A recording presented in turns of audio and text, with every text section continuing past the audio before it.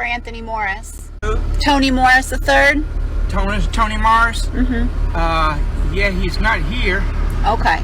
Can you tell him Selena Vertolomo came to see him? Selena Vertolomo. Vertolomo. Hold on. Do you need to talk to him? I think he needs to talk to me. He's responsible for the rape, stalking, and torture of myself, my sisters, and my mother. And I came down here to Lumberton, North Carolina to tell him my goddamn self, sir, That he raped you? that his ass is grass and I'm the mower. His time has come. He has protected child rapists for long enough. He was relocated here to your nice Kingdom Hall. I understand you're a Christian congregation of Jehovah's Witnesses. He is directly responsible. He is directly responsible for everything that has happened to me and my family. And I've come for him, and I will continue to come for him. And what is your name? Selena Vertolomo.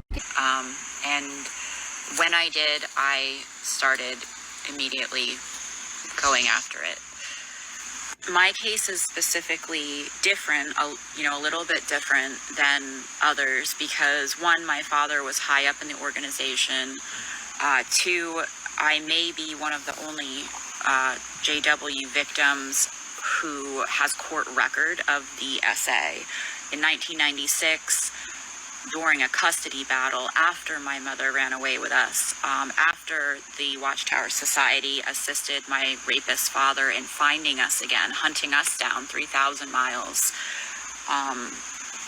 the courts in Monroe County, Pennsylvania, did a psychological evaluation on him. He confessed to child molestation beginning at 6 months old. For me, the judge sided with him mostly because the Watchtower Society sent elders in to talk about what a good, godly man he was, to support his character, and to prevent anybody from finding out that it's systematic. They've lived off of the idea that it's just here and there, or that it's just one bad apple in a bunch, but it's systematic, and that's what we have to address. Is it's no longer a rare exception that occurs. It is being done, and it has been done for so long under such false pretenses, covered so heavily and so very well by Mr. Tony Morris and his legal team, that the mosquitoes out here are ripping. That it takes a lot of people coming forward all at one time, which is what's happening right now. So it's a huge thank you to everybody that is saying this happened to me too. I experienced this too. You have no idea how much that means to me and to others and to protecting children. And the other thing that I really want to address is for everyone who says, well, it happens in every church, there are very specific differences to Jehovah's Witnesses versus other churches. If you don't want your kid getting molested by a priest in the Catholic religion, you don't go into a church. Jehovah's Witnesses do their best to blend into society. They go door to door. They go to community members. They present as always clean, lovely Christians. And so it makes them particularly dangerous to just regular members of society, regular members of communities like Lumberton, North Carolina, because it's been done like that for so long. And for those of you who are not Jehovah's Witnesses watching this, just regular people who are supporting this, I cannot tell you how much it means to me, how much it means to all of us. It is a super sick situation that we have to find some resolve for now, which I think we are. But for those who are not educated at all on Jehovah's Witnesses, they require, if a child comes forward and says that a man raped them or molested them or whatever, they have to present 2 witnesses to their own rape for it to be taken seriously or for anything to be done about it. In fact, the lengths at which they've went to silence girls, I keep thinking of one situation in particular where they made a 14-year-old girl watch a 2-hour video of her own rape to shame her. and let her know that she could not tell anybody, because then everyone would know how very dirty she was. That was not my case. In my case, 38 men were aware of what happened, including Tony Morris. I called him myself in September of 2021. I gave the Watchtower Society of now, present day, the opportunity to clean up their fucking act and to come forward and to support what was going on, to support putting away the men who did this to me, who did this to my mother, and who did this to my sisters. And ultimately, they declined the invitation. And while there are a lot of bizarre threats and everything coming in all the time, that's okay. I've lived under threat of death my whole life. I don't think anyone realizes that or knows that about me. I was told that if I ever tried to go forward, if I ever tried to tell anyone what happened, lots of things would happen. They used to say they would kill babies because I love babies. And that on top of just a lot, they would go after my mom, they would burn my house down, they would burn my mom's house down, and then both my houses burned down amidst all of this. And I don't know how deep men have to be in their boys club to think that nothing will happen to them if they do that, but that was crazy. And now crazy's gonna match crazy. It already is.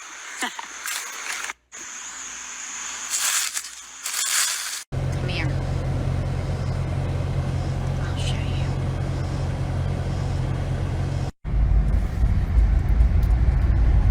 This is the Lumberton, North Carolina Kingdom Your Hall destination is on the of right. Jehovah's Witnesses. Pull up right on in here. How lovely. Here's why this is important. Because Anthony Morris III was a governing body member for Jehovah's Witnesses who were raised in the Christian Congregation of Jehovah's Witnesses Corporation. That means that he led the group that they thought God's word was coming through. For people like me who are raised in the religious order of Jehovah's Witnesses, which is the society's governance, Anthony Morris is a little turd who worked his way up by protecting, abetting, helping guys like my father, child rapists. Anthony Morris deliberately chose not to help anybody. In fact, he helped cover up a gang rape of a 4-year-old in Ohio by 5 elders. We don't talk about that much, Tony, but we're going to. But probably the thing that is most, I guess, personal to me is that Anthony Morris issued a video in late October of 2019, all my years a little bit blended, declaring enemies of Jehovah to be either burned or buried. Now, if you know me personally, you know that 1 week after that, my own house burned down. My whole life burned down. Because Tony Morris, a mere mortal man inside of a cult, decided to issue a violent incite to order. Got myself all tongue-tied there for a second. Yeah, he lit a match and gave an order to a bunch of super violent cult members to burn down the homes of anyone who was declared an enemy of Jehovah. So, here I am in Lumberton, North Carolina. Why? Well, because Anthony Morris was relocated here after he lost his position on the governing body in a desperate attempt to show that it wasn't everybody, it was just Tony Morris. He is now here in this building. And I think the biggest part of this is the problem with when we deify regular guys. So I'm making this video because I've had so many people reach out asking me really crazy questions like, is he even real? It's not that crazy because inside really works your brain, but yes, he's just a regular old dude who loves kitty touchers. That's all. He just built his entire life off of the money, off of the backs of small children being sexually abused. So now here I am in Lumberton, North Carolina, and I only came down for 2 reasons. Good barbecue, obviously, and to burn his fucking life to the ground. And I just had a really good sandwich, so one thing's checked off the list.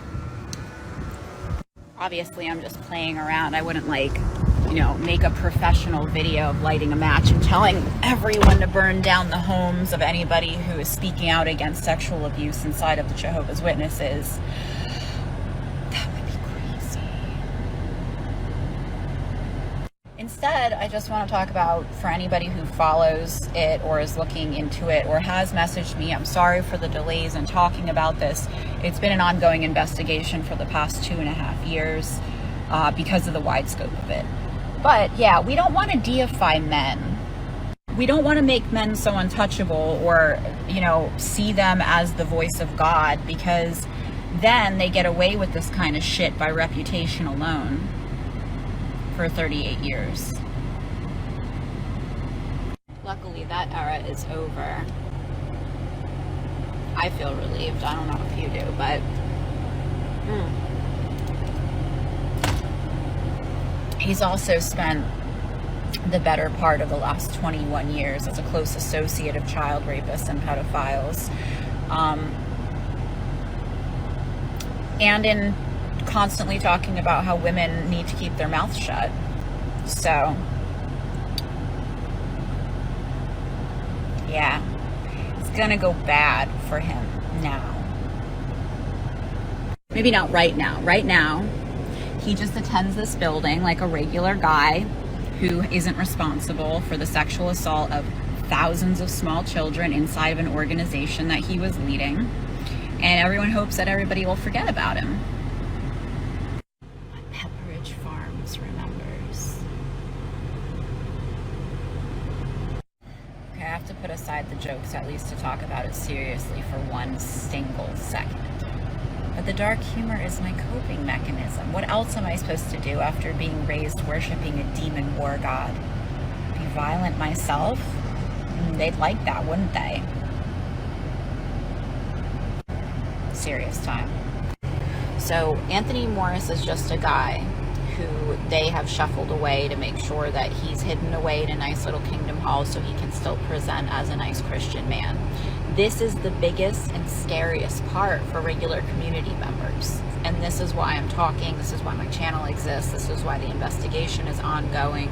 Because I was raised inside of the religious order of the Jehovah's Witnesses, as was Sarah Kellen, who is Jeffrey Epstein's, I don't know, miniature madam. I don't know what we're calling her.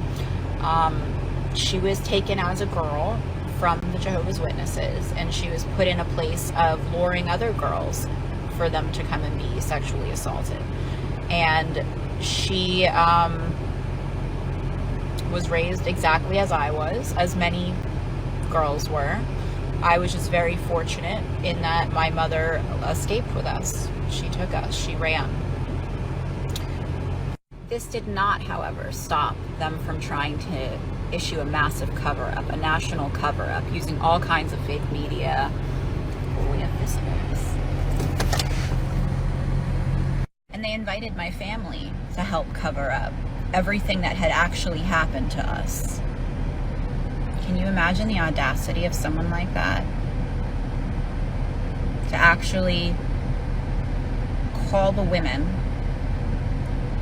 decades later and ask them to come and do a fake expose, a fake cleaning out of everything you've done so that everyone who actually did it can get away scot-free. Isn't that so cute? The Vertilomos politely declined. But I guess I declined too hard, huh? I just did not cooperate. What was the phrase that Toni Morris used again? Oh, the girls are acting up. The girls are acting up. So quick recap for anybody who was able to follow that CPTSD mess of thoughts. Ma'am, we need an update on how AM3 is involved. He is involved because he's personally responsible for the rape, torture, and stalking of myself, my family, and the loss of my home, my beautiful life, and my beautiful home that I built.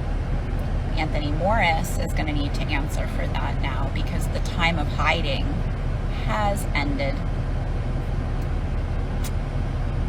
But for a quick note for everyone who's asking you where he is, what happened, where did he go, he's just living his life here in Lumberton, North Carolina, going to the Kingdom Hall and pretending around the community, around everyone's families and children, that he hasn't been doing what he's been doing his whole life. And it just doesn't sit well for me, you know? In fact, it didn't sit well for any of us after my house burned down. It didn't sit well at all. Like, should we go in? No. No. That would be hostile. It'd be like lighting a match on camera. Telling a bunch of people to hunt me down and burn my home down. That would be crazy. You silly gooses. Anyway, I think it's just fair that everyone knows where he is because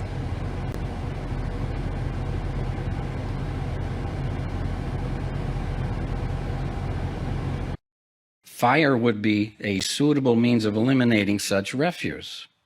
Now, this point, what the fire did not consume, the maggots would. Now, I don't know if you know much about maggots, but you see a whole bunch of them. It's just not a pleasant sight. But what a fitting picture of the final end of all of God's enemies. Sobering, yet something we look forward to. However, the apostates and the enemies of Jehovah would say, well, that's gruesome. That's despicable. You teach your people these things? No, God teaches his people these things. This is what he's foretelling. And frankly, for friends of Jehovah God, how reassuring that they're finally going to be gone. All these despicable enemies that have just reproached Jehovah's name, destroyed, never, ever to live again. Now, it's not that we rejoice in someone's death, but when it comes to God's enemies, finally, they're out of the way, especially these despicable apostates who at one point had dedicated their life to God, and then they joined forces with Satan, the devil, the chief apostate of all time. So while we eagerly await Jehovah's bringing his enemies to the end, very sobering point from James chapter 4 that you'll remember. Let's find James and what he writes here. James chapter 4. And James, of course, Jehovah used him and inspired him, but always nice and direct. You don't read James and go away saying, I wonder what he meant by that. It's very clear. Verse 4, adulteresses, do you not know that friendship with the world is enmity with God? Whoever, therefore, wants to be a friend of the world is making himself an enemy of God. So, what a clear warning. We don't want to have any friendship, whether socially or on social networks, with Jehovah's enemies. We're not friends of the world. We're Jehovah's friends. We're looking at him as our closest and most precious friend, and we never would want Jehovah to view us as an enemy. So, in conclusion, let's go back to that opening psalm that we looked at here, just to help this verse stay in your mind, we hope. Verse 20, just to emphasize this, but the wicked will perish, the enemies of Jehovah will vanish like glorious pastures, particularly they will vanish like smoke.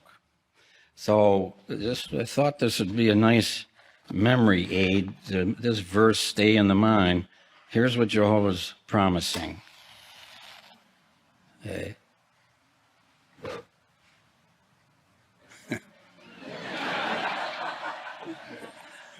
As Jehovah's enemies, they're going to vanish like smoke.